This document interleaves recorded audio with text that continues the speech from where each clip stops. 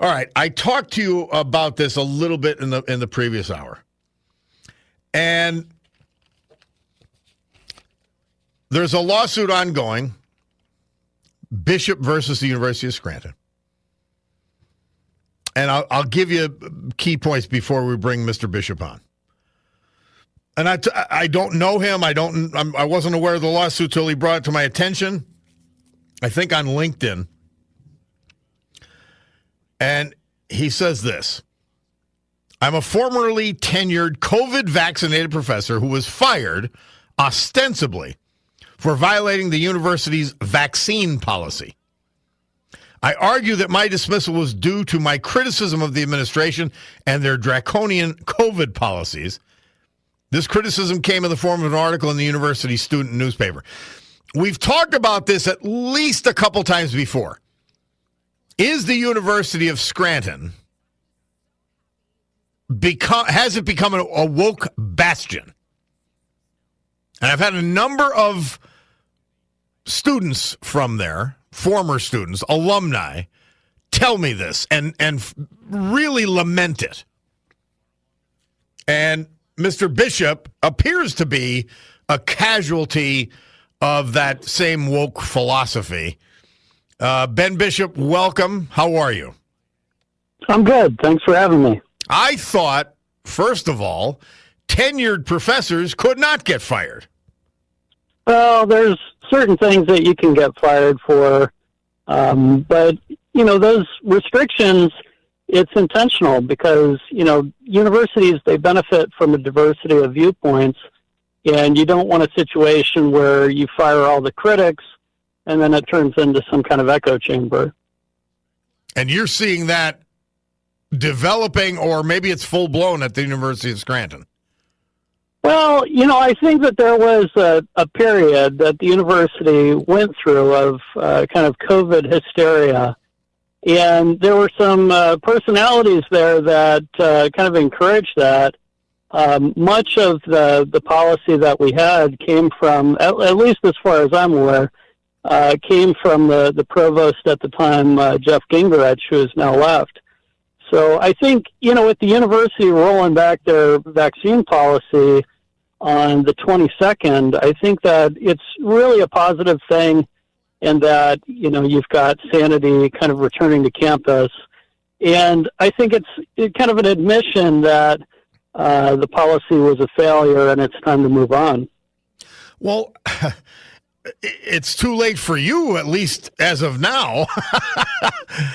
I remember we've got the lawsuit pending. Yeah, at least for now. That's what I said, at least for now.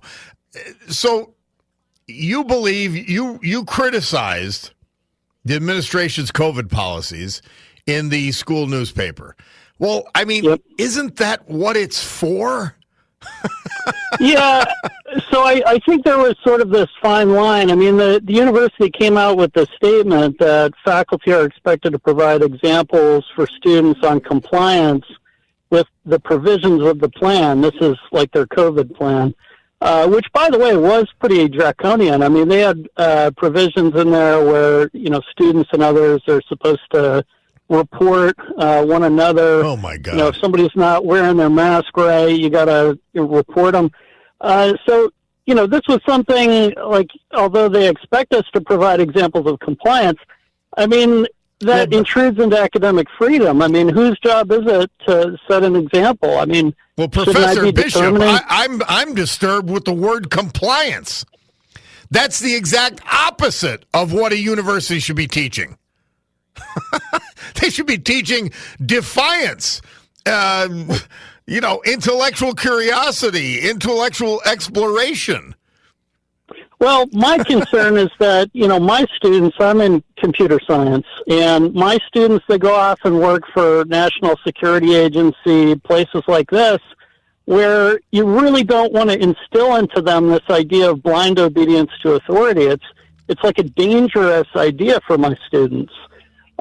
So, taking a stand against that, I think, is something that's important.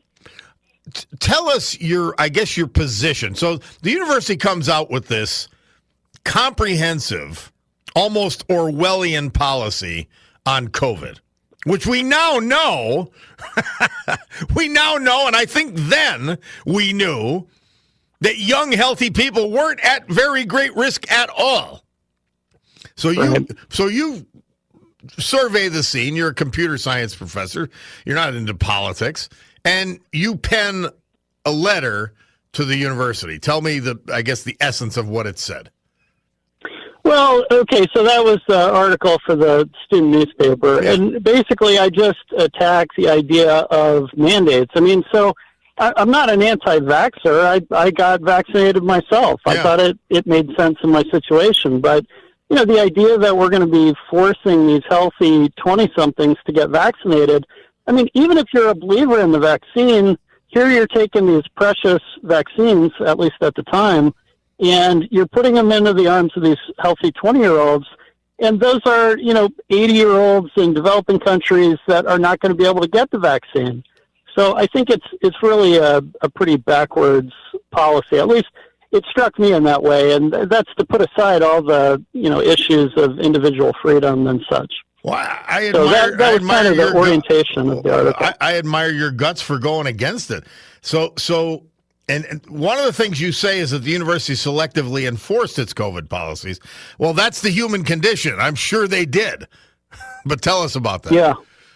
Yeah. So the plan that the university had, it wasn't like a standalone vaccine mandate. They had a plan that they called Royals Back Together, and it was selectively enforced. And in fact, so I was supposedly fired for violating the Royals Back Together.